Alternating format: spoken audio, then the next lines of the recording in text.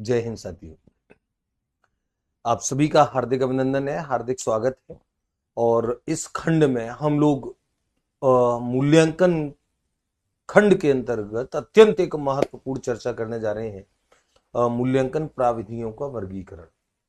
मूल्यांकन की जो प्राविधियां होती हैं, चाहे वो मात्रात्मक प्राविधियां हो, गुणात्मक प्राविधियां हो, कौन कौन से मूल्यांकन के जो प्रकार हैं किस श्रेणी में रखे जाते हैं और उनके अंतर्गत कार्य किस तरीके से होता है, इन सबको विस्तार से हम लोग जानेंगे और बड़े क्रमबद्ध और सुव्यवस्थित रूप से जानेंगे और प्रत्येक के बारे में चर्चा हम लोग करेंगे।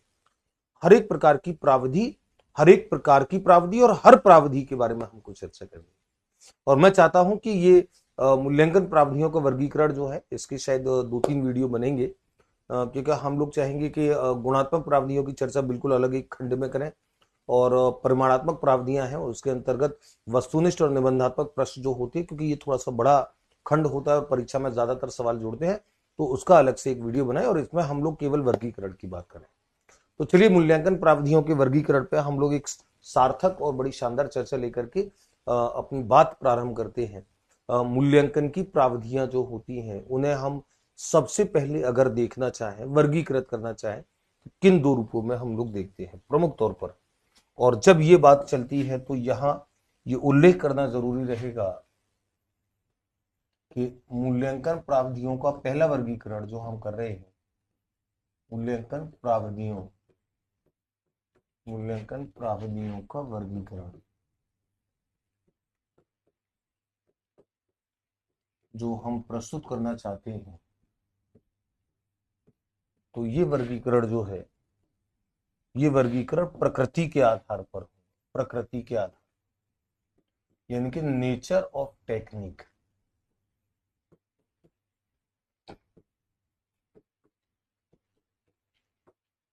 Nature of evaluation technique. क्या अर्थ है नेचर से, क्या अर्थ है मूल्यांकन टेक्निक का नेचर क्या होता होगा? मूल्यांकन टेक्निक के नेचर से हमारा अभिप्राय होता है कि वो व्यवहार के किस पक्ष से संबंधित है, वो अपनी अभिव्यक्ति किस प्रकार से कर रही है। क्या वो अपनी अभिव्यक्ति मात्रात्मक प्रकार से, संख्यात्मक प्रकार से कर रही है, एक क्वांटिटी बता करके कर रही है, या वो गुणों का मूल्यांकन करती है, यानी कि वो सीखने की मात्रा का मूल्यांकन करती है, या व्यवहार के उस पक्ष का जहां पे गुण की बात की जाती है, जहां पे सीखने की बात नहीं की जाती। तो हम वर्गीकरण को जब व्यक्त करते हैं तो दो, सबसे पहले दो प्रमुख जो प्रकार होते हैं, उन दो प्रमुख प्रकारों पे हम लोग चर्चा करेंगे। और वो दो प्रमुख प्रकार जो होंगे, और फिर प्रत्येक के अंदर हम लोग जाएंगे। पहला पहला जो प्रकार होगा वो होगा परिमाणात्मक, परिमाणात्मक या मात्रात्मक प्राविधियां, मात्रात्मक प्राविधियां।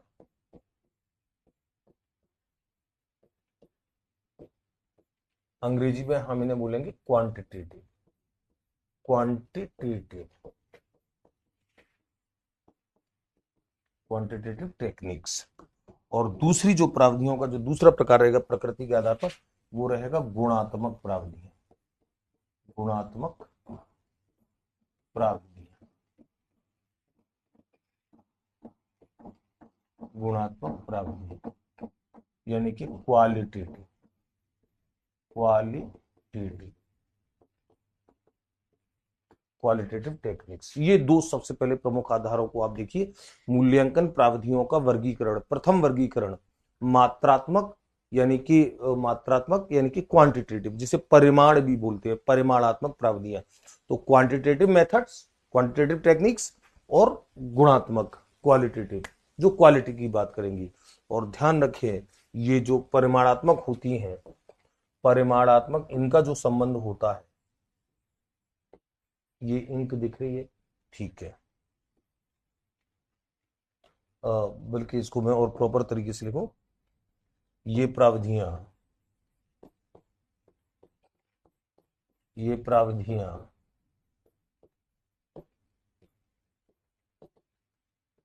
व्यवहार की,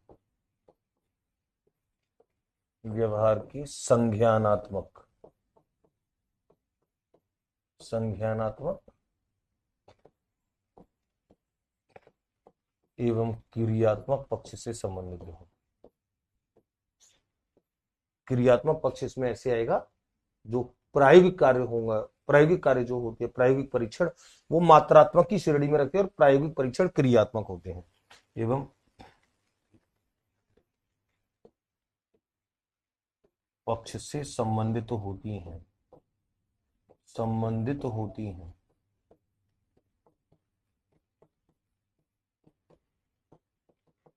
सीखने की मात्रा, सीखने की मात्रात्मक अभिव्यक्ति करती है। मात्रात्मक, कितना सीखा है, मात्रात्मक अभिव्यक्ति करती है। सीखने की मात्रात्मक अभिव्यक्ति करती हैं। और ध्यान रखो, सामान्य उपलब्धि परीक्षण जो होते हैं, सामान्य उपलब्धि परीक्षण, वो इसी श्रेणी में आते हैं। सामान्य उपलब्धि परीक्षण, जो परीक्षाएं आप अपने विद्यालय स्तर पर दे करके आए हैं, प्रथम द्वितीय तृतीय टेस्ट, अर्धवार्षिक, वार्षिक परीक्षाएं, वो सब इसी मात्रात्मक श्रेणी में आते हैं। सामान्य उपलब्धि परीक्षण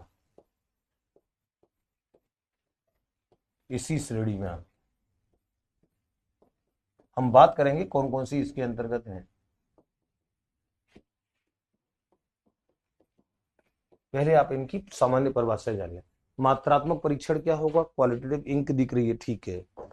तो ये जो परिमाणात्मक परीक्षण की जो हम बात कर रहे हैं, मात्रात्मक परीक्षण की जो हम बात कर रहे हैं, उसमें व्यवहार के संज्ञानात्मक और क्रियात्मक पक्ष का, संज्ञानात्मक और क्रियात्मक पक्ष का परीक्षण होगा। ये सीखने की मात्रा को एक अभिव्यक्ति देंगी, मात्रात्मक अभिव्यक्ति, क्वांटिटी के तौर पर अभिव्यक्ति देंगी।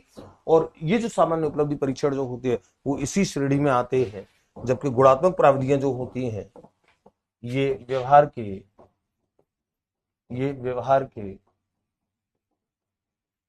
भावात्मक पक्ष से संबंधित होती है। भावात्मक पक्ष से संबंधित होती है।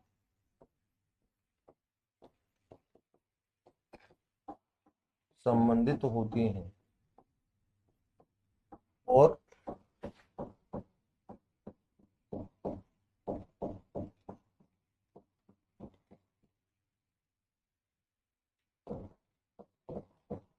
पक्ष से संबंधित होती हैं। और इसमें भावनाओं, रुचियों,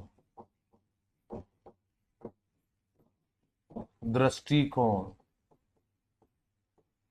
दृष्टिकोण यानी कि अभिवृत्ति है ना, चलो दृष्टिकोण भी लिख दो, कोई बात नहीं है। दृष्टिकोण आदि गुणों का परीक्षण होता है।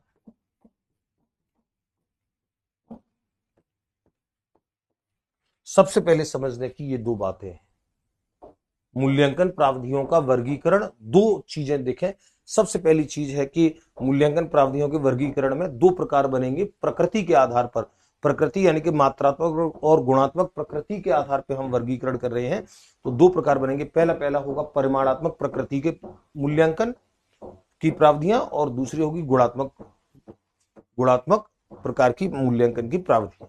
मात्रात्मक प्रकार की प्राविधियों में वे सब प्राविधियां आएंगी जो सीखने की मात्रा का परीक्षण करेंगी, जो व्यवहार के संज्ञानात्मक पक्ष से संबंधित होंगी, जिसमें सामान्य उपलब्धि परीक्षण सारे के सारे जिस श्रेणी में आते हैं। सामान्य उपलब्धि परीक्षण जो विद्यालय में आप दे करके सामान्य तौर पर परीक्षाएं आते हैं, या किसी भी कंपटीशन के लिए आप जो परीक्षाएं देते हैं, वो आपके उपलब्धि परीक्षण है, क्योंकि वो आपके ज्ञान की मात्रा को अभिव्यक्त करते हैं। एक संख्यात्मक अभिव्यक्ति देते हैं कि आपकी इतनी परसेंटेज बनी, आपको इतना आता है, आपको इतना नहीं आता है, वो जो ABC जो भी ग्रेड है। और गुणात्मक प्राप्ति है जिसमें गुण की बात होगी। तो व्यवहार के भावात्मक पक्ष से संबंधित मूल्यांकन इसमें आते हैं। और वो मूल्यांकन जो होते हैं, वो व्यक्ति के भावनाओं, संवेगों, रुचियों, दृष्टिकोण, अभिप्रेरणाएं, इन सब गुणों का मापन करती हैं, इन सब गुणों का परीक्षण करती हैं। तो इसमें कौन कौन सी आती हैं, इस चर्चा को हम लोग आगे बढ़ाएंगे।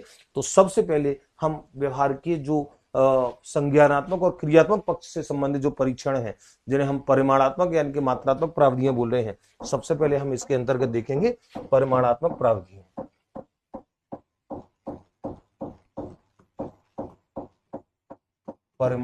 इसको मैं अलग से वैसे लिखूं, ऐसे या नहीं, इधर से लिखता हूं, परिमाणात्मक प्राविधि।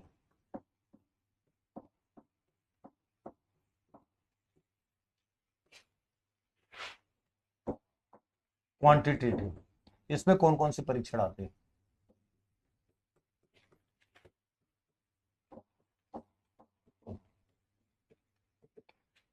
क्वांटिटेटिव परिमाणात्मक मूल्यांकन प्राविधियां, इसमें कौन कौन से आएंगे? चलिए देखें इसमें कौन कौन से आएंगे।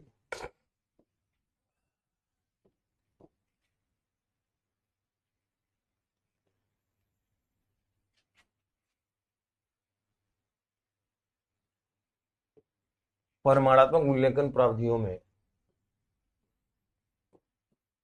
मौखिक परीक्षण, मौखिक परीक्षण, प्रायोगिक परीक्षण, प्रायोगिक परीक्षण और लिखित परीक्षण, लिखित परीक्षण होते हैं। 3 प्रकार के परीक्षण प्रमुख होते हैं परिमाणात्मक में, मौखिक परीक्षण, प्रायोगिक परीक्षण और लिखित परीक्षण। और लिखित परीक्षण जो होते हैं, लिखित परीक्षणों में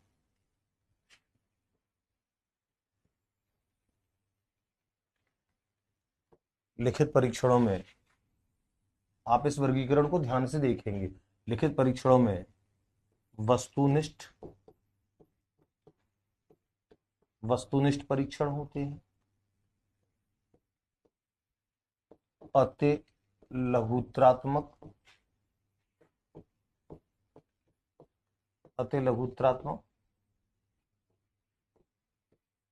लघुत्रात्मक और निबंधात्मक।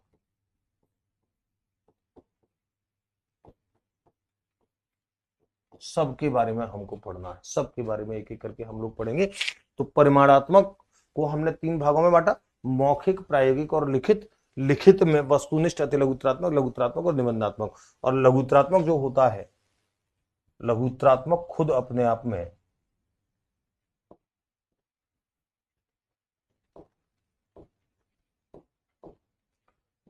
वो वस्तुनिष्ठ जो होता है, वस्तुनिष्ठ अपने आप में 2 प्रकार के प्रश्न रखता है, 2 प्रकार रखता है। प्रत्यास्मरण, इन सब पे हम लोग चर्चा करने वाले हैं, ध्यान रखो। प्रत्यास्मरण प्रश्न, और मैं सब पे चर्चा करूंगा। और प्रत्याभिज्ञान प्रश्न, प्रत्याभिज्ञान। मौखिक यानी कि ओरल टेस्ट, प्रायोगिक यानी कि प्रैक्टिकल टेस्ट और लिखित यानी कि रिटन टेस्ट। 3 प्रकार के होते हैं। इन 3 प्रकार के टेस्टों में से, इन 3 प्रकार के परीक्षणों में से हम जो रिटन टेस्ट है, रिटन टेस्ट को हम 4 भागों में बांटते हैं। वस्तुनिष्ठ यानी कि ऑब्जेक्टिव टाइप क्वेश्चंस, अति लघुत्रात्मक वेरी शॉर्ट आंसर, लघुत्रात्मक शॉर्ट आंसर और निबंधात्मक डिस्क्रिप्टिव टाइप नेचर के। और ये जो वस्तुनिष्ठ होते हैं, ये 2 प्रकार के होते हैं। प्रत्यास्मरण यानी कि रिकॉल प्रश्न, रिकॉल, और प्रत्याभिज्ञान रिकॉग्निशन, रिकॉग्निशन। और प्रत्याभिज्ञान और प्रत्यास्मरण जो होते हैं, ये इनके फिर वर्गीकरण है। यानी कि मैं वस्तुनिष्ठ परीक्षण की अगर मैं बात करूं, वस्तुनिष्ठ का अलग से मैं यहां पर वर्गीकरण लिख देता हूं। वस्तुनिष्ठ के आपने 2 प्रकार बताए हैं।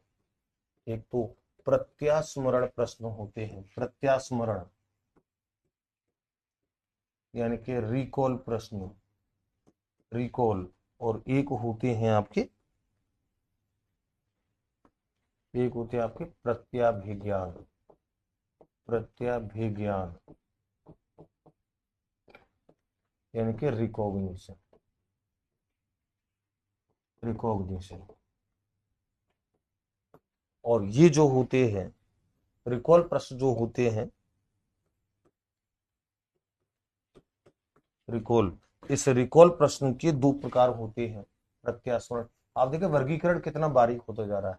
सामान्य प्रत्यास्मरण प्रश्न, सामान्य प्रत्यास्मरण प्रश्न, सामान्य प्रत्यास्मरण प्रश्न और रिक्त स्थान पूर्ति के प्रश्न,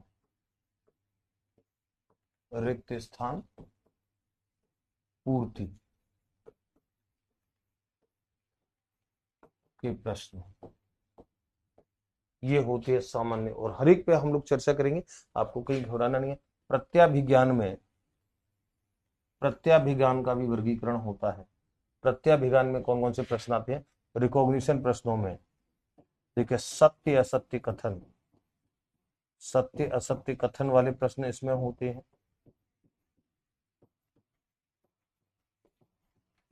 सत्य सत्य कथन वाले, सुमेलित करना, सुमेलित करना यानी कि मिलान वाले प्रश्न, सुमेलित करना वो इसमें होते हैं। वर्गीकरण प्रश्न, वर्गीकरण, वर्गीकरण यानी कि विषम पद छांटना, डिफरेंट फ्रॉम अदर्स, विषम पद छांटना। सादृश्य, एनालॉजी जिसे बोलते हैं, सादृश्यता के प्रश्न एनालॉजी जिसे बोलते हैं। और सबसे इंपॉर्टेंट और बहुत प्रचलित बहुविकल्पीय,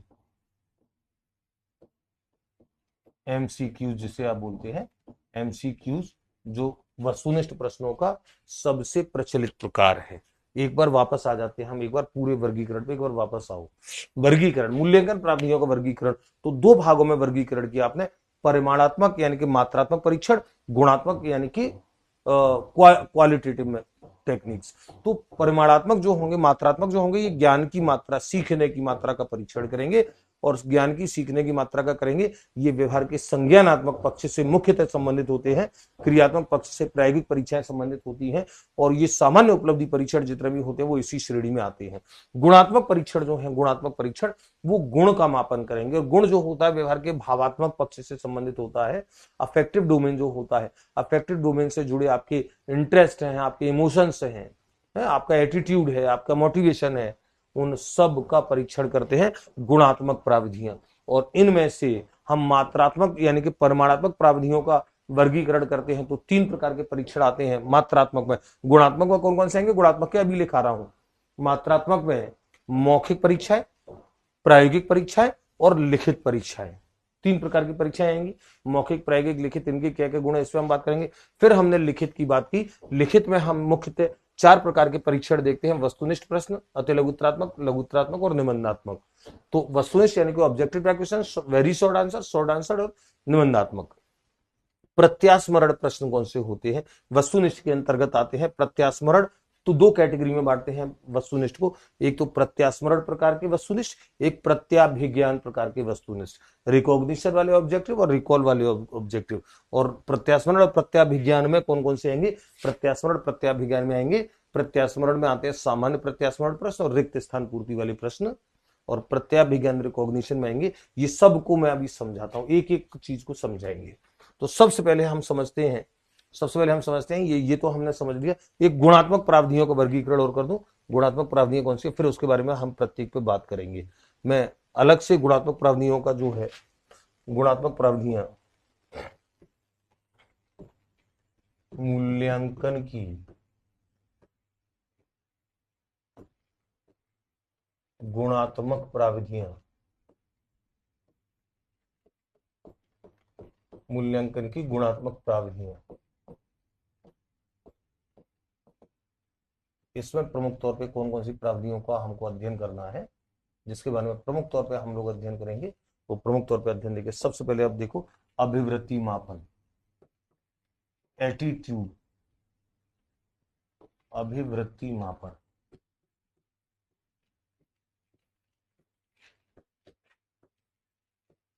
जिसमें आप अभिवृत्ति की विस्तार से, तो मैं इनको अलग से एक खंड में पढ़ाऊंगा ही पढ़ाऊंगा। परिमाणात्मक प्रावधानियों को हम अलग से देख रहे हैं, और गुणात्मक प्रावधानियों का पृथक से एक वीडियो हम देखेंगे। इसमें हम सबके बारे में जानेंगे थोड़ा थोड़ा। अभिवृत्ति मापन, दूसरा समाजमिति विधि, समाजमिति, जीएल मोरेनो जिसके सोशियोमेट्रिक, समाजमिति विधि, अवलोकन या निरीक्षण विधि,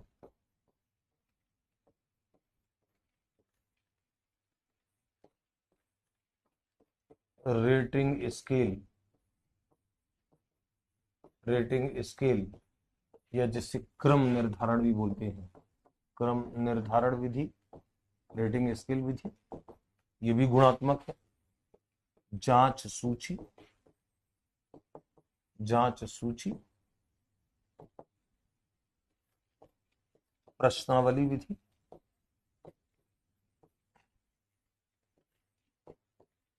प्रश्नावली विधि, साक्षात्कार विधि, इंटरव्यू मेथड, साक्षात्कार विधि,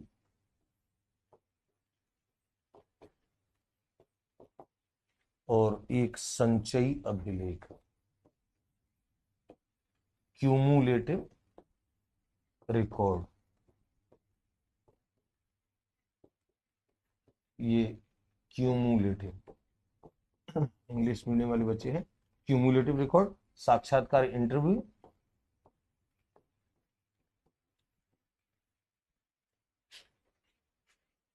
प्रश्नावली, क्वेश्चनियर मेथड, जांच सूची, रेटिंग स्केल, अवलोकन, ऑब्जर्वेशन, समाजमिति और अभिवृत्ति मापन। ये प्रमुख विधियां हैं मूल्यांकन की गुणात्मक। सबसे पहला प्रश्न हमारा जो इस वर्गीकरण को देख करके क्लियर होगा, वो सबसे पहला प्रश्न हमारा क्लियर होगा कि निम्न में से कौन सी मूल्यांकन की एक गुणात्मक प्राविधि नहीं है या परिमाणात्मक प्राविधि नहीं है। तो आपको जब गुणात्मक प्राविधियां अच्छे से याद होंगी, अच्छे से पता होंगी, उनके बारे में आपने पढ़ा होगा कि ये गुण का, ये भावात्मक पक्ष का मापन करती हैं, तो ये गुणात्मक प्राविधियों को, और परिमाणात्मक प्राविधियां तो ये सारी हैं। परिमाणात्मक प्राविधियां तो बिल्कुल यहां से आपकी चली रही हैं। परिमाणात्मक प्राविधियां, जहां पे आपने बिल्कुल परिमाणात्मक प्राविधियों को वर्गीकृत किया है। परिमाणात्मक प्राविधियों को मौखिक, लिखित, मौखिक, प्रायोगिक और लिखित में। लिखित को आपने वर्गीकृत किया 4 भागों में, वस्तुनिष्ठ को वर्गीकृत किया 2 भागों में, और फिर ये जो वर्गीकृत वस्तुनिष्ठ को प्रत्यास्मरण और प्रत्याभिज्ञान, इन सबको फिर आपने वर्गीकृत। अब हम एक एक करके बात करते हैं, प्रत्येक पे हम एक एक करके बात समझते हैं। तो सबसे पहले हमारी बात तो होगी, ये दोनों का विवरण मैंने आपको लिख दिया, परिमाणात्मक और गुणात्मक का। अब हम यहां से शुरू करेंगे इस दूसरी स्लाइड से। हमारी दूसरी स्लाइड है, दूसरी स्लाइड में मौखिक परीक्षण। मौखिक परीक्षण क्या होती है, एक एक करके चलते जाओ, मैं सबके बारे में आपको लिखाता हूं। सबसे पहले मौखिक परीक्षण। मौखिक परीक्षण क्या होती है, किसकी जांच करते हैं मौखिक परीक्षण? मौखिक परीक्षण, तो चलिए लिखें, ये बालकों की स्मरण शक्ति, ये बालकों की स्मरण शक्ति, एकाग्रचित्तता, एकाग्रचित्तता यानी कि कंसंट्रेशन, स्मरण शक्ति यानी कि मेमोरी, सजगता यानी कि अवेयरनेस, उच्चारण यानी कि प्रोनाउंसिएशन,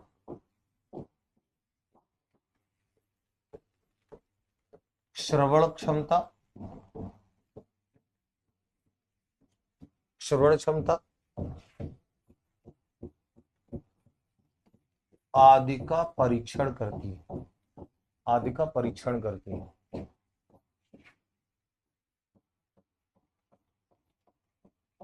आदि का परीक्षण, एक और याद आ गई मुझे, श्रवण क्षमता, एक और याद आ गई, तत्काल प्रतिक्रिया, तत्काल प्रतिक्रिया, इसका भी परीक्षण करती है।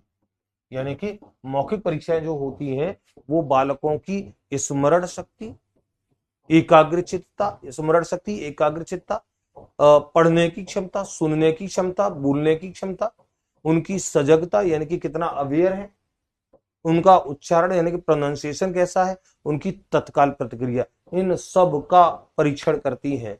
और ये मौखिक परीक्षाएं जो होती है बिल्कुल शुरुआती कक्षा स्तरों पर, प्रारंभिक कक्षा स्तरों पर सबसे ज्यादा प्रयोग ली जाती है। हालांकि इन मौखिक परीक्षणों के माध्यम से किया गया मूल्यांकन जो होता है वो विश्वसनीय कम माना जाता है, क्योंकि इसमें पूछने वाला जो मौखिक परीक्षा ले रहा है उसके ऊपर निर्भर करता है कि वो क्या पूछ रहा है। तो अलग अलग स्थितियां हो सकती हैं। मौखिक परीक्षणों का प्रयोग, मौखिक परीक्षणों का प्रयोग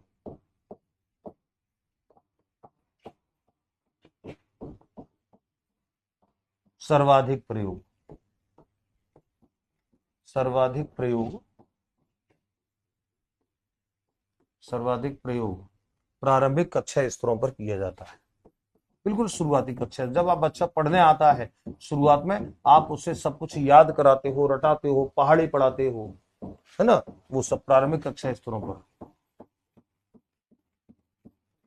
प्रारंभिक कक्षा स्तरों पर किया जाता है।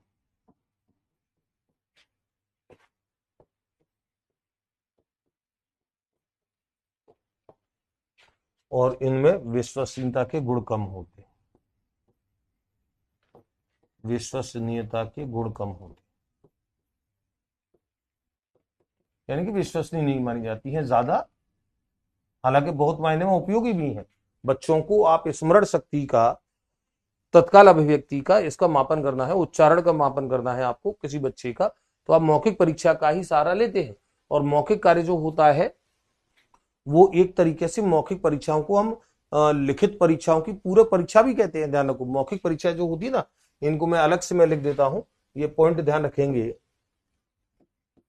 लिखित परीक्षाओं की पूरक परीक्षाएं भी बोलते हैं, लिखित परीक्षणों की पूरक, लिखित परीक्षणों, लिखित परीक्षणों की पूरक परीक्षण भी कहा जाता है ना। पूरक यानी कि जो काम लिखित से नहीं हो सकता है उसे ये पूरा करती है, सप्लीमेंट्री है, यानी कि ये पूरा करती है। लिखित परीक्षाओं की पूरक परीक्षाएं होती है मौखिक परीक्षाएं, और ये इन सब का विश्वसनीयता के गुण कम होते हैं, यानी कि इनमें निष्पक्षता नहीं होती है, निष्पक्षता कम होती है। नहीं का मतलब ऐसा नहीं बिल्कुल नहीं होती, निष्पक्षता कम होती है, यानी कि सब्जेक्टिव मानी जाती है, ऑब्जेक्टिव नहीं होती है, सब्जेक्टिव है, आत्मनिष्ठ है। और इसलिए आत्मनिष्ठ है कि जो परीक्षक पूछ रहा है वो क्या पूछेगा ये उसी पे डिपेंड है, और वो क्या उत्तर सही मानेगा ये भी उसी पे डिपेंड है। तो इनमें ऑब्जेक्टिविटी नहीं होती है। हमने ऑब्जेक्टिविटी के गुण के बारे में हमको याद है, हमने समझा है कि प्रश्नों का ऐसा गुण जिसमें एक ही उत्तर हो, अद्वितीय उत्तर हो, वो ऑब्जेक्टिव नेचर होता है। तो वस्तुनिष्ठ में प्राय जो प्रश्न पूछे जाते हैं वो उस पर डिपेंड करते हैं। तो इसलिए ये परीक्षाएं जो होती है वो बालकों की उच्चारण क्षमता, सजगता, स्मरण शक्ति, एकाग्रचित्ता, इन सब का परीक्षण करती हैं। लिखित परीक्षाओं की पूरक परीक्षण इनको कहा जाता है, और इन परीक्षाओं के माध्यम से आप जिन गुणों का मापन, ये पूरक परीक्षा है। तो मौखिक परीक्षा है। अब हम देखेंगे लिखित परीक्षाएं क्या होती हैं, लिखित नहीं, लिखित परीक्षा को तो बाद में देखेंगे। अब देखेंगे प्रायोगिक परीक्षण क्या होते हैं। प्रायोगिक परीक्षा एक एक करके मैं सबको सबको समझा देता हूं। प्रायोगिक परीक्षण ये क्या होते हैं, ये व्यवहार के क्रियात्मक पक्ष से, ध्यान रखो। पहले तो इसमें लिख दूं, ये लर्निंग बाई,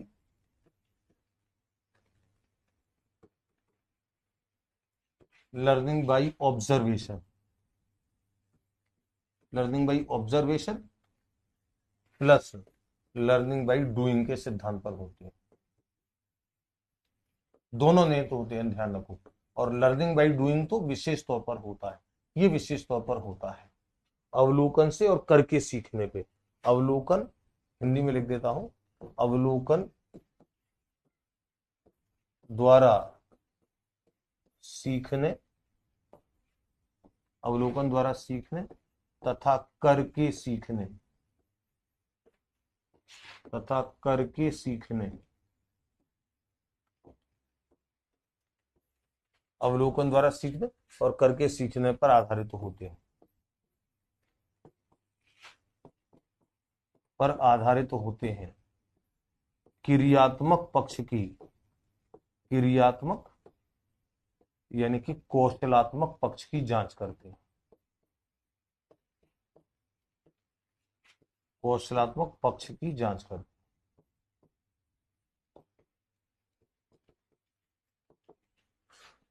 कौशलात्मक पक्ष की जांच करती है। प्रायोगिक परीक्षण आप जानते हो, प्रयोगों के द्वारा पुष्टि, सैद्धांतिक ज्ञान की प्रयोगों के द्वारा पुष्टि, है ना। एक और लिख दो, सैद्धांतिक ज्ञान की, सैद्धांतिक ज्ञान की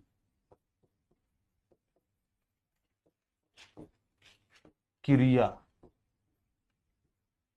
यानी कि प्रयोगों द्वारा पुष्टि,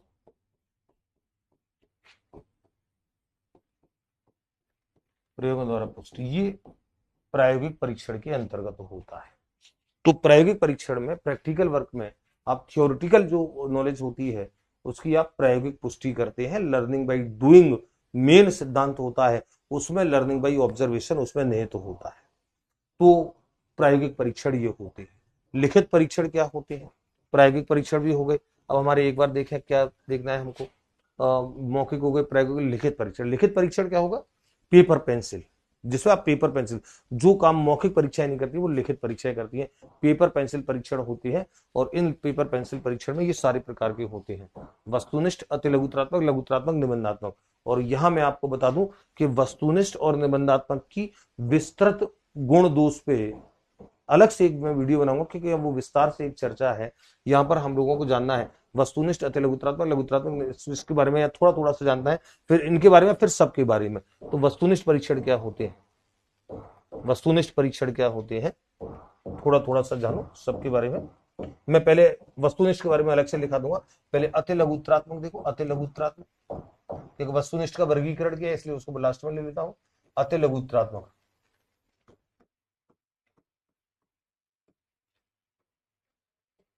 अति लघुत्रात्मक कौन से होते हैं? अति लघुत्रात्मक बिल्कुल सिंपल है, वेरी शॉर्ट आंसर जो होते हैं, जिसमें एक आध पंक्ति में उत्तर दिया जाता है, एक आध पंक्ति में, या एक आध वाक्य जिसे बोलते हैं, पंक्ति वाले एक आध वाक्य में, एक या दो वाक्य में उत्तर दिया जाता है। और लघुत्रात्मक जिसमें एक पैराग्राफ तक, एक पैराग्राफ मतलब 8-10 वाक्यों का एक पैराग्राफ होता है, 8-10-15 वाक्यों का। तो very short answer, short answer, इसमें प्रश्नों का उत्तर, प्रश्नों का उत्तर प्राय, यानी कि ज्यादा इसमें कोई ऐसा हार्ड एंड फास्ट नहीं है, प्राय एक दो वाक्यों में दिया जाता है, बस एक दो वाक्यों में दिया जाता है।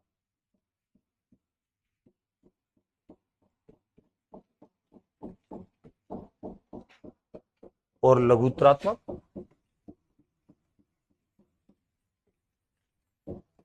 लघुत्रात्मक शॉर्ट आंसर,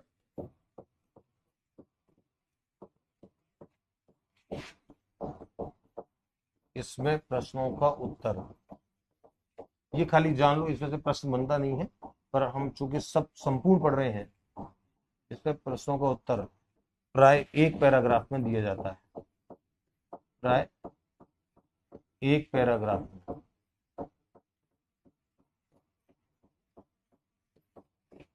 एक पैराग्राफ, 8-10 वाक्य जिसमें होते हैं, 8-10 वाक्य, मतलब 8-10 वाक्य का मतलब ये निश्चित नहीं है 8-10 ही हो, 11 हो गए, फिर आप मेरे को आके पकड़ोगे सर 11 वाक्य हो गए तो क्या नहीं रहेगा।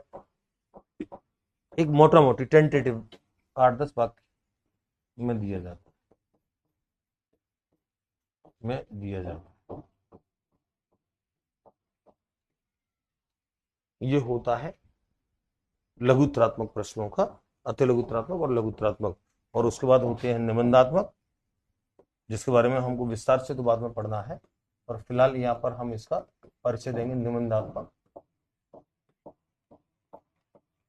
निबंधात्मक परीक्षण, इसे वर्णनात्मक परीक्षण भी कहते हैं, वर्णनात्मक, डेस्क्रिप्टिव टाइप जिसे आप बोलते हैं, ऐसे टाइप, ऐसे टाइप, डेस्क्रिप्टिव टाइप, जिसमें पूरा डिस्क्रिप्शन होता है, पूरा निबंध होता है। वर्णनात्मक प्रश्न, वर्णनात्मक रूप से प्रश्नों का उत्तर दिया जाता है, और इसमें कई सारे पैराग्राफ या कई सारे पेज हो सकते हैं, है ना, इसकी कोई लिमिट नहीं है। वर्णनात्मक रूप से प्रश्नों का उत्तर दिया जाता है। गुण दोष पे हम प्रत्यक्ष एक वीडियो में बात करेंगे विस्तार से, यहां पर केवल इतना। और फिर आपके बचते हैं कौन से, वस्तुनिष्ठ प्रश्न। वस्तुनिष्ठ प्रश्न, वस्तुनिष्ठ प्रश्न। और वस्तुनिष्ठ प्रश्न कौन से होते हैं, जिनका उत्तर प्राय, जिनका उत्तर प्राय एक शब्द में या दिए गए विकल्प में, दिए गए विकल्पों में से चयन करके, दिए गए विकल्पों में से चयन करके दिया जाता है, चयन करके दिया जाता है।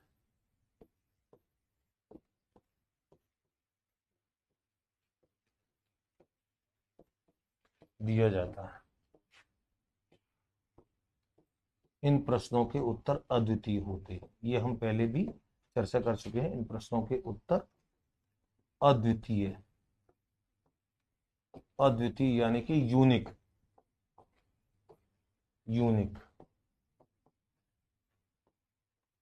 होते, एक ही उत्तर होगा, दूसरा उत्तर हो नहीं सकता है। तो दो प्रकार से उत्तर देते हैं वस्तुनिष्ठ प्रश्नों में आप, या तो एक शब्द में उत्तर देंगे या फिर दिए गए विकल्प में से किसी एक विकल्प को सेलेक्ट करेंगे। बस ये वस्तुनिष्ठ होती है और इनके उत्तर सिंगल उत्तर होते हैं। वस्तुनिष्ठ के अब जो प्रकार हैं, अब उन प्रकारों पे हम लोग बात करेंगे। वस्तुनिष्ठ के जो प्रकार हैं, वस्तु गुणात्मक प्रावधानियों पर तो अलग से एक वीडियो बनाएंगे। वस्तुनिष्ठ प्रश्नों के प्रकार में प्रत्यास्मरण प्रश्न कौन से होते हैं, प्रत्याभिज्ञान प्रश्न कौन से, इसको देखो समझ लो, फिर मैं इसको लिखाता हूं। प्रत्यास्मरण, रिकॉल, जिससे बच्चे को याद उठाना है, दी गई, देखो ध्यान रखो, वस्तुनिष्ठ प्रश्नों को बहुत अच्छे से समझ लो। मैं रिकॉल और रिकॉग्निशन को इतनी सरल भाषा में आपको समझा देता हूं, जिंदगी में आपको भूल नहीं पाओगे गारंटी से।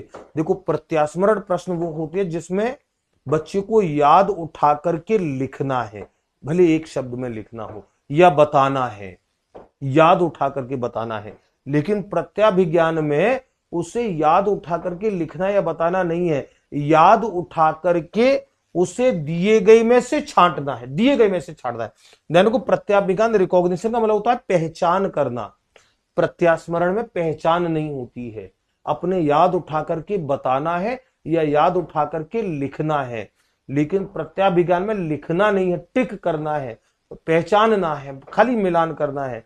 यानी कि आपको स्थितियां दी जा, इसमें स्थितियां नहीं दी जाती हैं, आपको याद उठाना पड़ता है। इसमें स्थितियां दी जाती हैं, फिर चाहे वो सत्य असत्य कथनों में हो, चाहे सुमेलित करने में, चाहे वर्गीकरण में, चाहे सादृश्य में, चाहे मैं हर एक का एक एक उदाहरण में आपको लिखा करके मैं आपको बताता हूं। तो आप देखिए, प्रत्यास्मरण और प्रत्याभिज्ञान, इनकी परिभाषा आप देखो, फिर मैं एक एक करके मैं आपको बताऊं। प्रत्यास्मरण प्रश्न क्या होते हैं, प्रत्यास्मरण रिकॉल वाले प्रश्न, प्रत्यास्मरण प्रश्न होते हैं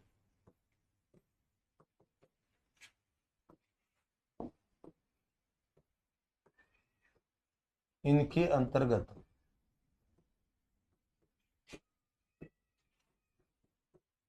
प्रश्नों के उत्तर,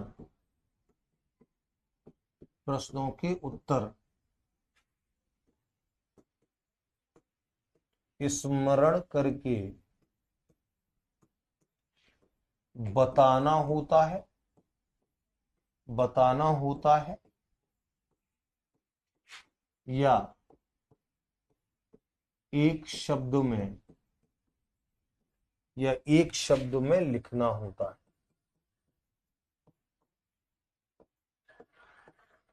लिखना होता है, बताना होता है या एक शब्द में लिखना होता है। जैसे उदाहरण देखो आप, जैसे प्रत्यास्मरण में हमने दो प्रकार के प्रश्न देखे। साधारण प्रत्यास्मरण प्रश्न, साधारण प्रत्यास्मरण कौन सा होगा, उदाहरण देखिए आप, साधारण प्रत्यास्मरण प्रश्न,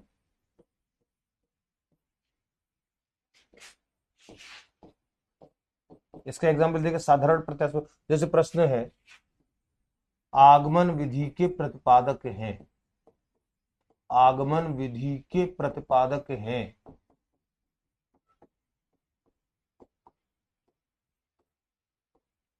आगमन विधि के प्रतिपादक हैं। अब ये प्रश्न ध्यान रखो, ये साधारण प्रत्यास्मरण प्रश्न। साधारण प्रत्यास्मरण यानी कि बच्चे को इससे में याद उठाना है और याद उठा करके लिखना है। आंसर वो देगा अरस्तु। उसने याद उठाया, याद उठा करके दी गई स्थितियां, इसमें स्थितियां नहीं दी गई हैं कि ये है कि ये है कि ये है, विकल्प नहीं है।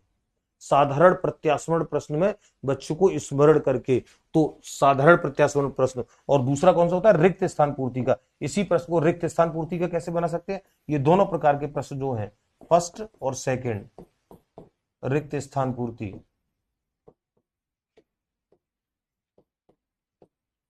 रिक्त स्थान पूर्ति, और रिक्त स्थान पूर्ति में जैसे प्रश्न आ गया, आप इसमें कैसा प्रश्न आता है, होता इसी प्रकार का है, इसमें खाली लिखना होता है, इसमें डैश डैश करके रिक्त स्थान छोड़ दिया जाता है। प्रायोजना विधि,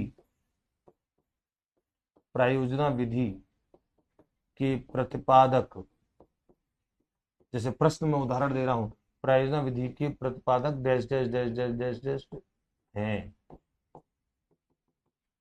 ये प्रायोजना विधि के प्रतिपादक डैश डैश डैश हैं। अब आपको ये रिक्त स्थान पूर्ति है, और आप देख रहे हो इसमें और इसमें दोनों में उसको याद उठाना पड़ रहा है, और याद उठा करके उसको भरना पड़ रहा है, नाम भरना पड़ रहा है। और इसमें नाम भरेगा वो प्रतिपादक किलिपैट्रिक है, वो याद उठा करके नाम भरेगा। इसमें इन दोनों प्रकार के प्रश्नों में आपको उत्तर दिए गए विकल्पों में से नहीं पहचानना है, आपको याद उठा करके लिखना है या याद उठा करके रिक्त स्थान को भरना है। यह वस्तुनिष्ठ प्रश्न का पहला प्रकार होता है प्रत्यास्मरण, रिकॉल। रिकॉल का मतलब पुनः याद उठा करके लिखना। लेकिन प्रत्याभिज्ञान क्या होता है, प्रत्याभिज्ञान रिकॉग्निशन, प्रत्याभिज्ञान, ये कौन से प्रश्न होते हैं, प्रत्याभिज्ञान प्रश्न। और प्रत्याभिज्ञान प्रश्नों में, इन प्रश्नों में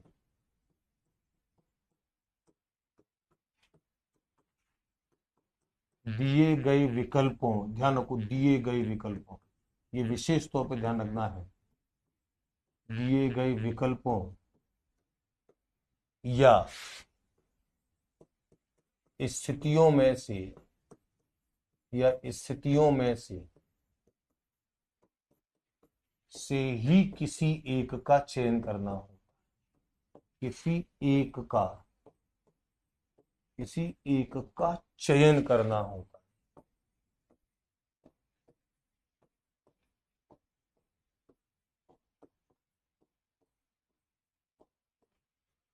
दिए गए जो विकल्प है उनमें से किसी एक का चयन करना है, आपको अपनी मर्जी से लिखना नहीं है। तो हमने प्रत्याभिज्ञान यानी कि रिकॉग्निशन, पहचानना है। पहचानने का मतलब दिए गए विकल्पों में से किसी एक विकल्प को टिक करना है। प्रत्यास्मरण में सामान्य प्रत्यास्मरण और रिक्त स्थान पूर्ति कहेंगे। प्रत्याभिज्ञान में हर वो प्रश्न आएगा जिसमें आपको दी गई स्थिति में से किसी एक को चुनना है, दी वो सामने दिखेंगी, सामने से चुनना है। उदाहरण के लिए जैसे एक एक करके देखो, जैसे एक एक करके, जैसे फर्स्ट नंबर एक, नंबर एक पे हमने प्रत्याभिज्ञान में कौन से प्रश्न लिखे थे, कौन से लिखे थे, सत्य सत्य, ट्रू फॉल्स वाले, सत्य असत्य कथन, है ना। इसमें प्रश्न कैसे आते हैं, इसमें उत्तर याद उठा करके लिखना नहीं है। जैसे क्वेश्चन है, देखो ध्यान से देखो क्वेश्चन, जैसे मैं एक गणित से एग्जांपल लेता हूं, जैसे सबसे छोटी अभाज्य संख्या, सबसे छोटी अभाज्य संख्या 2 है, सबसे छोटी अभाज्य संख्या 2 है, और विकल्प आपको दे रखे हैं सत्य असत्य, सत्य असत्य। अब आप देख रहे हैं बच्चे को इसमें याद उठा के लिखना नहीं है, कुछ लिखना नहीं है, कुछ व्यक्त नहीं करना है, खाली टिक करना है। सबसे छोटी अभाज्य संख्या 2 है, अगर वो समझता है ये कथन सही है तो टिक करेगा सत्य पे, अगर वो समझता है कि ये गलत है तो असत्य को टिक करेगा। खाली टिक करना है, लिखना नहीं है। यानी कि वो पहचान रहा है, दो में से एक पहचान रहा है कि ये वाला कथन इसमें से ये है या ये है। याद उठा करके केवल पहचान रहा है, याद उठा करके लिख नहीं रहा है? सबसे छोटी बाजी संख्या, जैसे प्रश्न है लोहा, साइंस का प्रश्न है, लोहा कुचालक होता है, विद्युत का कुचालक होता है। विकल्प है सत्य सत्य, सत्य है या असत्य है। बच्चे ने कहा कि विद्युत का कुचालक नहीं, कुचालक जिसमें विद्युत प्रवाहित नहीं हो सकती, लोहे में तो होती है, तो कुचालक नहीं है, यानी कि ये कथन असत्य है। तो रिकॉग्निशन कर रहा है बच्चा, दी गई स्थिति में से किसी एक का, ध्यान को, दी गई स्थिति में से किसी एक का चयन करना हो, चुनना हो तो रिकॉग्निशन है, चुनने का विकल्प ना हो, याद उठा करके लिखना हो तो रिकॉल है, प्रत्यास्मरण है। ये दोनों प्रकार के प्रश्न, तो ये सत्य सत्य प्रकार के कथन तो ये होंगे सत्य सत्य प्रकार के कथन। हाँ, दूसरे कौन से थे? सुमेलित करने वाले।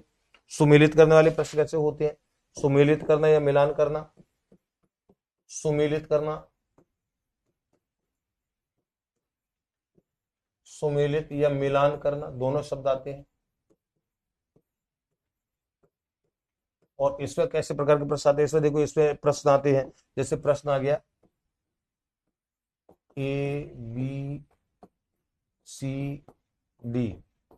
जैसे प्रश्न आ गया, जैसे ह्यूरिस्टिक विधि, ह्यूरिस्टिक विधि, निगमन विधि,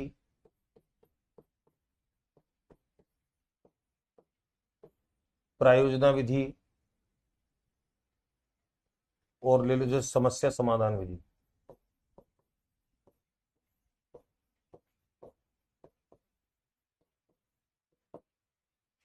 है ना? ये तो ABCD है। विकल्प इधर दिए हैं, क्लियोपेट्रिक,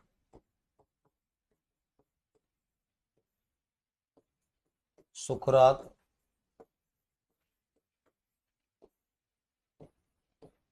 प्लेटो, आर्मस्ट्रॉन्ग,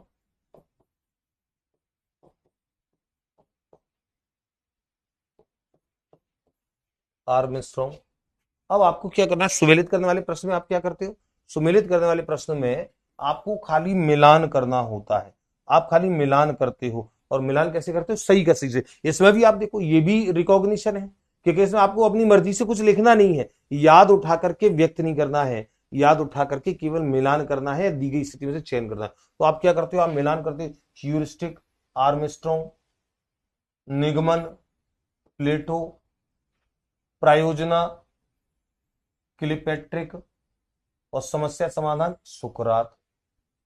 सुकरात आप ये मिलान कर देते हो, और मिलान कर देते हो यानी कि ए का है A4, यानी कि ए का तो 4 है, बी का, ए का 4 है, बी का 3 है, सी का, सी प्रायोजना है, सी का 1 है, और डी का 2 है।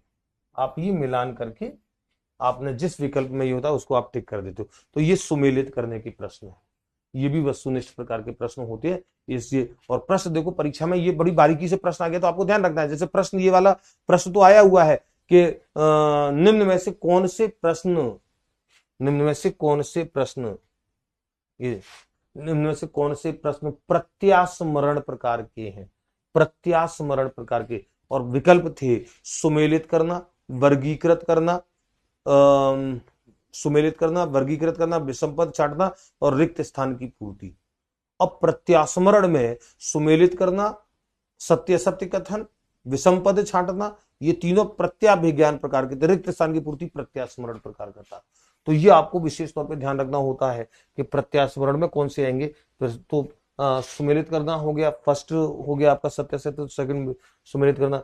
तीसरा वर्गीकरण करना है ना, वर्गीकरण, वर्गीकरण यानी कि विषम पद छांटना, वर्गीकरण करना या विषम पद छांटना। वर्गीकरण का मतलब आप अलग अलग छांटते हो, विषम पद छांटना, और इसमें आपको क्या होता है, आपको जैसे क्वेश्चन अगर आपको जैसे दे दिया और उसमें से आपको विषम छांटना होता है। जैसे क्वेश्चन आ गया, निम्न में से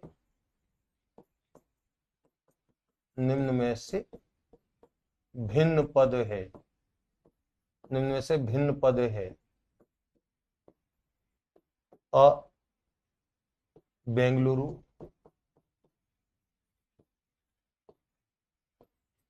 ब लखनऊ,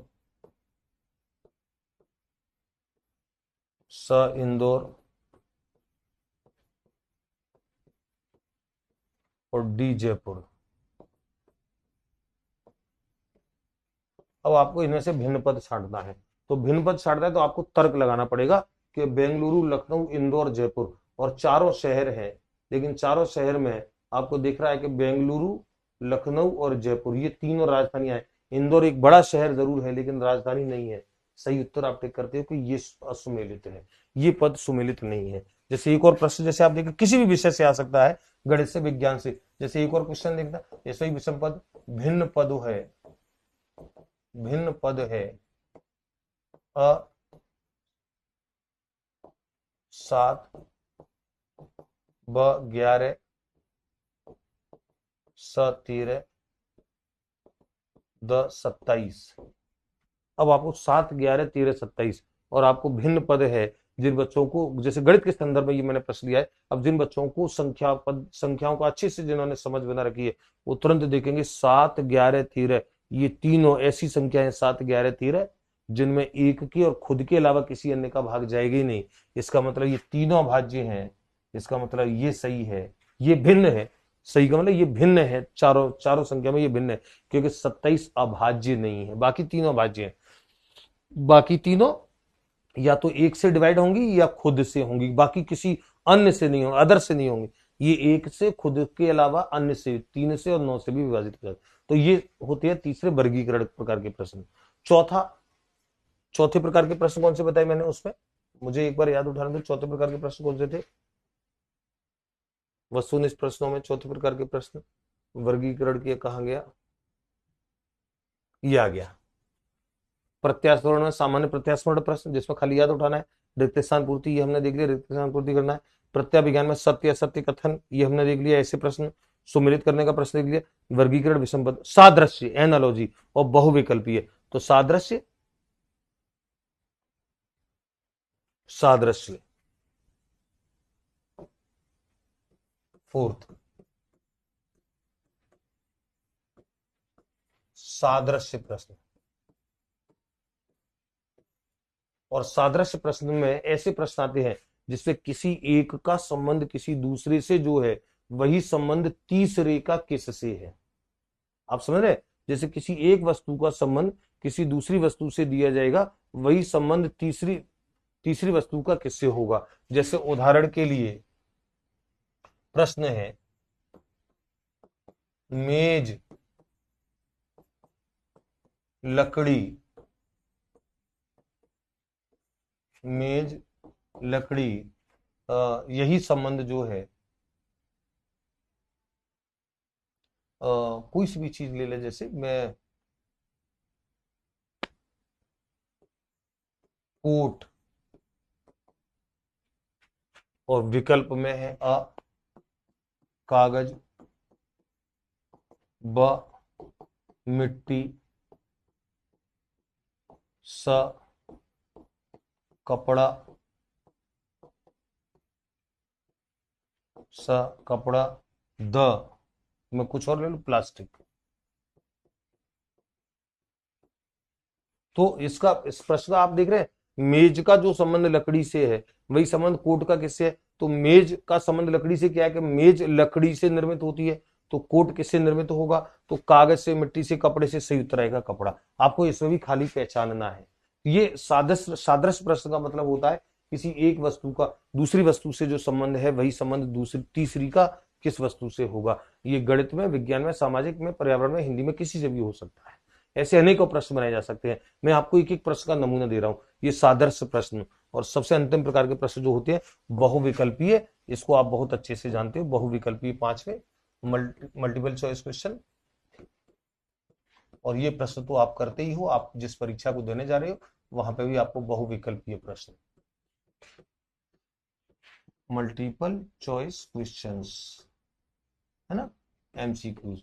और इसमें प्राय प्राय 4 विकल्प होते हैं, प्राय 4 विकल्प होते हैं। कुछ कुछ प्रश्न कभी कुछ कुछ प्रश्न जो होते हैं उसमें कभी कभी 5 विकल्प भी आ जाते हैं, और प्रश्न आपको एक दे दिया जाता है, उसमें फिर आपसे पूछा जाता है। जैसे प्रश्न आ गया कि, जैसे क्वेश्चन आ गया, जैसे मैं गणित के संदर्भ में ले लेता हूं कि रूट 196 का मान होगा, रूट 196 का मान होगा अ 16 ब 12 स 14 द 18। अब आपको खाली विकल्पों में से एक विकल्प का चयन करना है कि रूट 196 196 का मान होगा, और आपको पता है जिन बच्चों को वो 14 उसको उत्तर देंगे। तो आप देखिए ये बहुविकल्पी प्रश्न है। अब आप पूरे खंड को एक बार पूरे वीडियो को एक बार रिपीट करता हूं, सारी स्लाइडें एक बार वापस रिवीजन होंगी, और हर बात देखो आपके समझ में अच्छे से आनी चाहिए। देखिए कि सबसे पहले हमने मूल्यांकन प्रावधियों का, फिर अगले वीडियो में मैं क्या करूंगा वो मैं आपको अभी इसी वीडियो में बता दूंगा, क्योंकि हम चाहते हैं कि मूल्यांकन प्रावधियों के वर्गीकरण में हर बात आपकी बड़ी मजबूती से जुड़े। मूल्यांकन प्रावधियों के वर्गीकरण में हमने सबसे पहले मूल्यांकन की 2 प्रकार की प्रावधियां देखी हैं, मात्रात्मक यानी कि परिमाणात्मक प्रावधियां और गुणात्मक प्रावधियां। मात्रात्मक प्रावधियां भी होंगी जो ज्ञान की मात्रा, सीखने की मात्रा का परीक्षण करेंगी, जो क्वांटिटेटिव होंगी, जो क्वांटिटी में, मात्रा में अभिव्यक्ति करेंगी। जितने भी उपलब्धि परीक्षण होते हैं वो इसी श्रेणी में आते हैं। गुणात्मक परीक्षण कौन से होंगे? गुणात्मक परीक्षण होंगे जो गुणों का मापन करेंगे, और गुणों का मापन ये भावात्मक पक्ष से संबंधित होंगे, ये संज्ञानात्मक पक्ष से संबंधित होगा। फिर अब हमने देखा कि परिमाणात्मक जो मूल्यांकन प्रावधियां जो हमने फर्स्ट स्लाइड में देखी, उसमें कौन कौन सी परीक्षण आते हैं, मूल्यांकन प्रावधियों के परिमाणात्मक वर्गीकरण में कौन कौन से आते हैं। तो इसमें आते हैं आपके मौखिक, प्रायोगिक और लिखित परीक्षाएं। अभी हमने सबके बारे में जाना है, वापस अभी हम जाएंगे मौखिक, प्रायोगिक, लिखित परीक्षाएं। मौखिक प्रायोगिक के बारे में पृथक पृथक पढ़ेंगे। लिखित परीक्षाएं अपने आप में 4 प्रकार की होती हैं प्राय, जिसमें वस्तुनिष्ठ, अति लघुत्रात्मक, लघुत्रात्मक और निबंधात्मक। और वस्तुनिष्ठ जो होती है वो, उसमें 2 प्रकार के प्रश्न आते हैं, प्रत्यास्मरण और प्रत्याभिज्ञान। और ये क्या होते हैं? प्रत्यास्मरण और प्रत्याभिज्ञान के भी खंड होते हैं। प्रत्यास्मरण में सामान्य प्रत्यास्मरण प्रश्न और रिक्त स्थान पूर्ति के, और प्रत्याभिज्ञान में सत्यासत्य कथन वाले, सुमेलित करने वाले, वर्गीकरण यानी कि विषम पद छांटना, सादृश्य यानी कि एनालॉजी वाले, बहुविकल्पी प्रश्न, ये इसके अंतर्गत आते हैं। तो और मूल्यांकन की गुणात्मक प्रावधियों में इनका पृथक से एक वीडियो बनाऊंगा, हर एक प्रावधि पे हम लोग चर्चा करेंगे। अभिवृत्ति मापन, समाजमिति विधि, अवलोकन या निरीक्षण विधि, रेटिंग स्केल विधि, जांच सूची विधि, प्रश्नावली विधि, साक्षात्कार विधि, संचयी अभिलेख विधि, ये गुणात्मक प्रावधियों में है, व्यवहार के भावात्मक पक्ष से संबंधित है। फिर प्रत्येक के बारे में हमने जाना। मौखिक परीक्षण, मौखिक परीक्षण बच्चों की स्मरण शक्ति, एकाग्रचित्ता, सजगता, उच्चारण क्षमता, श्रवण क्षमता, बोलने की क्षमता, अभिव्यक्ति क्षमता, तत्काल प्रतिक्रिया, इन सब का परीक्षण करती हैं। और प्रारंभिक कक्षा में इनका सबसे ज्यादा प्रयोग किया जाता है। हालांकि इनमें विश्वसनीयता के गुण थोड़े से कम होते हैं, क्योंकि परीक्षक के ऊपर डिपेंड करता है। मैंने जैसे कहा प्रायोगिक परीक्षण ये लर्निंग बाई डूइंग के बेसिकली सिद्धांत पे निहित होती है। लर्निंग बाई ऑब्जर्वेशन फिर इसमें निहित होता है। को जहां लर्निंग बाई डूइंग होती है वहां पे लर्निंग बाई ऑब्जर्वेशन निहित होती है। तो इसमें करके सीखने की बात होती है, अवलोकन के द्वारा सीखने की बात होती है। और ये बालकों के क्रियात्मक यानी कि कौशलात्मक पक्ष की जांच करती है, यानी कि जो सैद्धांतिक ज्ञान है उसकी क्रिया के द्वारा पुष्टि होगी, करके पुष्टि होगी। अति लघुत्रात्मक जिसमें प्राय 1 या 2 वाक्यों में जिसमें उत्तर दिया जाएगा, और लघुत्रात्मक जिससे 1 पैराग्राफ में दिया जाता है, प्राय 8-10 वाक्यों में होता है। निबंधात्मक प्रश्न जिसमें वर्णनात्मक प्रश्न होती है। और वस्तुनिष्ठ जिसमें आपको उत्तर 1 शब्द में देना है, 1 शब्द में, या दी गई स्थितियों में से किसी एक का चयन करके देना है।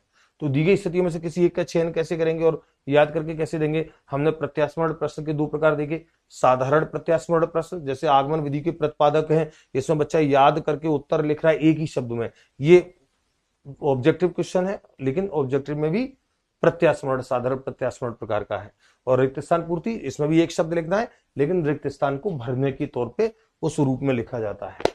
और प्रत्याभिज्ञान इसमें दी गई स्थितियों में से किसी एक स्थिति का ध्यान रखना। प्रत्याभिज्ञान प्रश्न की इस स्थिति को ध्यान, दिए गए विकल्पों में से किसी एक का चयन करना, ये इंपॉर्टेंट है।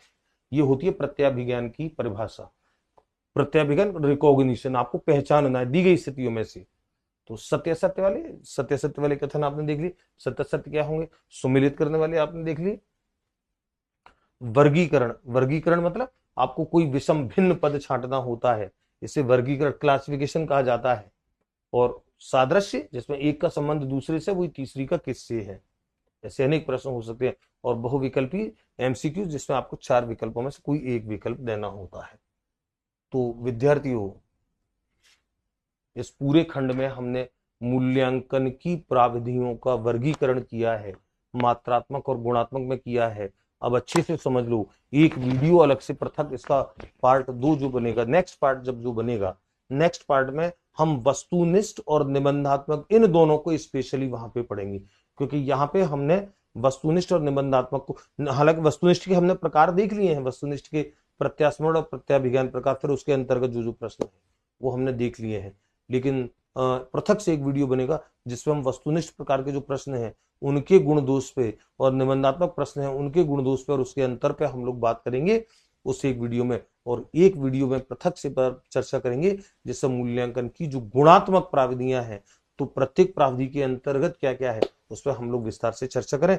तो फिर मूल्यांकन का जो वर्गीकरण है, वर्गीकरण की जितनी प्राविधियां हैं, वो सब प्राविधियों पे हमारी पकड़ अच्छी बने, समझ अच्छी बने।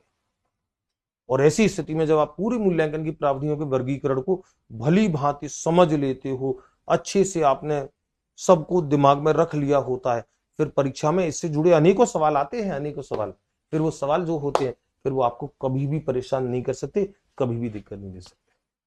तो सारी स्लाइडों को, सारी स्लाइडें कितनी है, 15 स्लाइड है, 15 में तो एक ये टॉपिक नेम लिखा है, 14 स्लाइड्स है। 14 स्लाइड्स के कंटेंट को अच्छे से दिमाग में रखेंगे, याद रखेंगे। और उसमें फिर आपको ये ध्यान रखना है कि आप अपने हाथों से लिखा करें, इसको पढ़ेंगे, सुनेंगे और अपने हाथों से लिखेंगे। जब आप अपने लिखे हुए, हाथों से लिखे हुए उसको मैटर को देखते हो, फिर उसे पढ़ते हो, आपको अधिकांश मैटर आपको पहले से वैसे ही याद हो जाता है। मैं इसीलिए विद्यार्थियों से मना करता हूं कि प्रिंटेड को देख करके आप खाली उसकी रीडिंग मारते हो, ये आपके बहुत बड़ा कहने से एक नुकसान करने वाली चीज होती है। मैं आपको दृढ़ता से इस बात को बोलूं, अपने हाथों से लिखो और लिख करके उसे पढ़ो। मैं आपको पक्का बता, ये सिविल सर्विसेज वाले जो बच्चे होते हैं ना, RSIS वाले बच्चे, इसी तरीके से पढ़ते हैं, तब वो सिविल सर्विसेज निकालते हैं। क्योंकि तथ्यों को दिमाग में जमाना, रखना, ये बहुत इंपॉर्टेंट चीज होती है। और वो जब आप जमाते हो, अच्छे से रखते हो, तो आपको याद आती है। तो अगले खंड में, जिसमें हम लोग वस्तुनिष्ठ प्रश्नों पे और निबंधात्मक प्रश्नों की प्रकृति, गुण, दोष, अंतर पे बात करेंगे, उसमें हम लोग बात करेंगे। फिर एक में मूल्यांकन की गुणात्मक प्राविधियों पे हम लोग बात करेंगे, तब वर्गीकरण जाकर के पूरा माना जाएगा। चलिए विद्यार्थियों, अच्छे से अध्ययन कीजिए, जम के अध्ययन कीजिए, समर्पित भाव से अध्ययन कीजिए, अपने लक्ष्य के प्रति जुनून लेकर के अध्ययन कीजिए। और अभी से अध्ययन कीजिए, क्योंकि अभी से जब अध्ययन करेंगे फिर ये चीज आगे जाकर के आपके अंदर जो कॉन्फिडेंस डेवलप करेगी, वो ऐसी कठिन परीक्षा जिसमें कंपटीशन बहुत ज्यादा विशाल बड़ा होता है, उन परीक्षाओं को क्रैक करने में ये आत्मविश्वास आपकी सबसे ज्यादा काम आता है। आप सभी को शुभकामनाएं। जय हिंद, जय भारत।